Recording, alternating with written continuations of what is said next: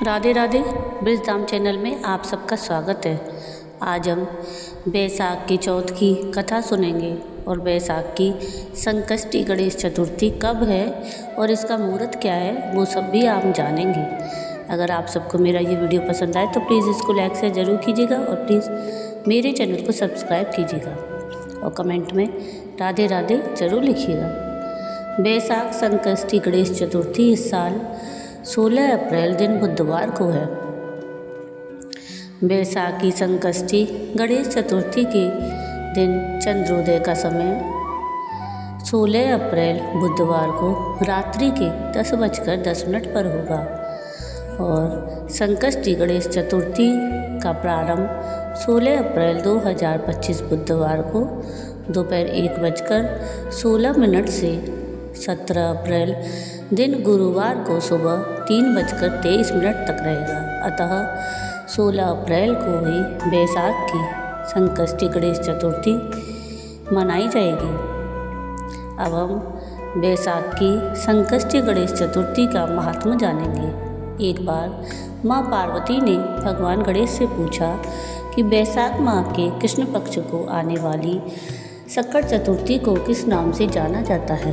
इस चतुर्थी में तुम्हारे कौन से स्वरूप का पूजन किया जाता है, उसका क्या विधान है और उस दिन भोजन में क्या ग्रहण करना चाहिए। गणेश जी ने बड़ी विनम्रता से उत्तर दिया।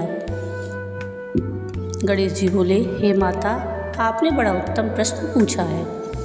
बैसाख माह के कृष्ण पक्ष को आने वाली संकट चौथ को विकट संकट चतुर्थी के नाम से भी जाना जाता है। इस चतुर्थी पर मेरे विकट स्वरूप की पूजा की जाती है और व्रत के पश्चात रात्रि में कमलगट्टे का हलवा भोज के स्वरूप में ग्रहण किया जाता है। ये माते, द्वापर युग में राजा युधिष्ठिर ने भी यही प्रश्न भगवान श्री कृष्ण से पूछा था और उत्तर में जो भगवान श्री हरि कृष्ण ने कहा था वही मैं अपने शब्दों में आपसे कह रहा हूँ। अतः आप इसे ध्यानपूर्वक सुनिएगा। भगवान श्री कृष्ण ने कहा, हे राजन, इस कल्याणकारी व्रत का जिस किसी ने अनुष्ठान किया है और इस व्रत को करने से जिस पुण्य फल की प्राप्ति होती है वही मैं तुम्हें एक कथा के माध्यम से कह रहा हूँ। अतः तुम इसे ध्यानपूर्वक सुनना। प्राचीन काल में रतिदेव नामक एक परम प्रतापी राजा हुए। जैसे अग्नि तृण को जलाकर राख कर देती है वैसे ही वो अपने शत्रुओं का विनाश कर देते थे। उनकी मित्रता यम, कुबेर और इंद्रादि देवताओं से थी। उन्हीं के राज्य में धर्मकेतु नामक एक श्रेष्ठ ब्राह्मण रहा करते थे। उनकी 2 पत्नियां थीं। उनमें से एक का नाम सुशीला और दूसरी का नाम चंचला था।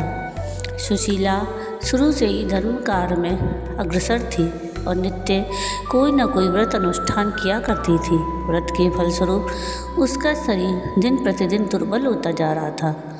उसके बिल्कुल विपरीत चंचला का मन धर्म काज में बिल्कुल नहीं लगता था और वह कोई भी व्रत उपवास नहीं करती और हर पल भर पेट भोजन किया करती थी। कुछ समय पश्चात दोनों ने गर्भ धारण किया और सुशीला को सुंदर लक्षणों वाली कन्या की प्राप्ति हुई और वहीं चंचला को पुत्र रत्न की प्राप्ति हुई।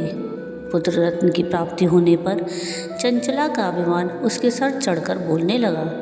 वो अब बार बार सुशीला को ताने मारने लगी। अरे सुशीला, तूने अपने जीवन काल में कितने व्रत उपवास किए और अपने शरीर को दुर्बल बना डाला और बदले में तुझे क्या मिला? एक कृशकाय कन्या। यहाँ मुझे देख, मैं कभी व्रत उपवास के चक्कर में नहीं पड़ी और हमेशा भरपेट भोजन करके हष्टपुष्ट रही और मुझे मेरे ही तरह हष्टपुष्ट एक पुत्र प्राप्त हुआ है।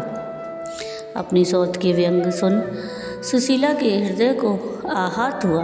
वो परम पतिव्रता स्त्री अब विधिवत गणेश जी की उपासना करने लगी। अब सुशीला ने संकटनाशक गणेश जी का व्रत किया और उनकी श्रद्धा और व्रत अनुष्ठान से प्रसन्न होकर गणेश जी ने उसे रात्रि को स्वप्न में आकर दर्शन दिए। गणेश जी ने कहा, हे पुत्री, मैं तुम्हारी निस्वार्थ आराधना से अत्यधिक प्रसन्न हूँ।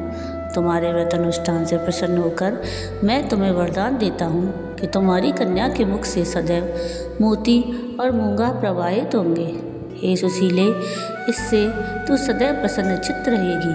इतना ही नहीं, तुझे वेद शास्त्रवेत्ता एक पुत्र की प्राप्ति भी होगी। इस प्रकार वरदान देकर गणेश जी अंतर्ध्यान हो गए। प्रातःकाल होने पर जब सुशीला ने देखा तो वरदान के फलस्वरूप उसकी पुत्री के मुख से मोती और मूंगा झड़ने लगे। कुछ समय पश्चात सुशीला को एक पुत्र की प्राप्ति भी हुई और उसके कुछ समय पश्चात धर्मकेतु का स्वर्गवास हो गया। अपने पति की मृत्यु के पश्चात चंचला घर का सारा धन समेटकर दूसरे नए घर में जाकर रहने लगी। वहाँ सुशीला पति के घर में रहकर ही अपने पुत्र और पुत्री का भरण पोषण करने लगी थी। गणेश जी द्वारा मिले हुए वरदान स्वरूप अपनी पुत्री के मुख से सदैव प्रवाहित होते रहते मोती और मूंगा के कारण वो अल्प समय में ही बहुत सारा धन एकत्रित करने में सफल हो गई थी। सुशीला की सुख और समृद्धि को देख चंचला दिन प्रतिदिन उस पर ईर्ष्या करने लगी। इसी ईर्ष्या के चलते एक दिन हत्या करने के मन से चंचला ने सुशीला की पुत्री को कुएं में ढकेल दिया। उस कुएं में प्रभु श्री गणेश जी ने उसकी रक्षा की और उसे सकुशल अपनी माता के पास वापस पहुंचा दिया। उस बालिका को जीवित देखकर चंचला का मन आश्चर्य से भर गया। वह सोचने लगी, जिसकी रक्षा स्वयं ईश्वर करते हैं उसे कौन मार सकता है भला। उधर सुशीला अपनी पुत्री को पुनः सकुशल पाकर बहुत प्रसन्न हुई और कहने लगी, यह सब भगवान श्री गणेश जी की ही लीला है। उन्होंने ही तुझे जीवन दान दिया है। अनाथों के नाथ हैं श्री गणेश जी। वहाँ चंचला सब सुन रही थी। अपने कर्मों की ग्लानि की अनुभूति पाकर वो तुरंत जाकर सुशीला के चरणों में गिरकर नतमस्तक हो गई। उसे देख सुशीला के आश्चर्य का ठिकाना नहीं रहा। चंचला अपने कर्मों की माफ़ी मांगते हुए कहने लगी, हे बहन सुशीले, मैंने अपने जीवन में बहुत कुकर्म किए हैं। मैंने आपका बहुत अहित और अपमान किया है। आप मेरे इन अपराधों को क्षमा कीजिए। आप दयावती हैं। आपने ही अपने सत्कर्मों द्वारा दोनों कुलों का उद्धार किया है। जिनके रक्षक स्वयं भगवान होते हैं उनका इंसान भला क्या बिगाड़ सकता है। जो लोग संतों और सत्पुरुषों में सदैव दोष देखा करते हैं वो स्वतः ही अपनी करनी के फलस्वरूप नाश को प्राप्त होते हैं। इसके पश्चात चंचला ने भी संकटनाशक, कष्ट निवारक, पुण्यकारी भगवान श्री गणेश जी के व्रत का अनुष्ठान किया। श्री गणेश जी के व्रत के फलस्वरूप दोनों स्त्रियों में अब परस्पर प्रेम भाव स्थापित हो गया।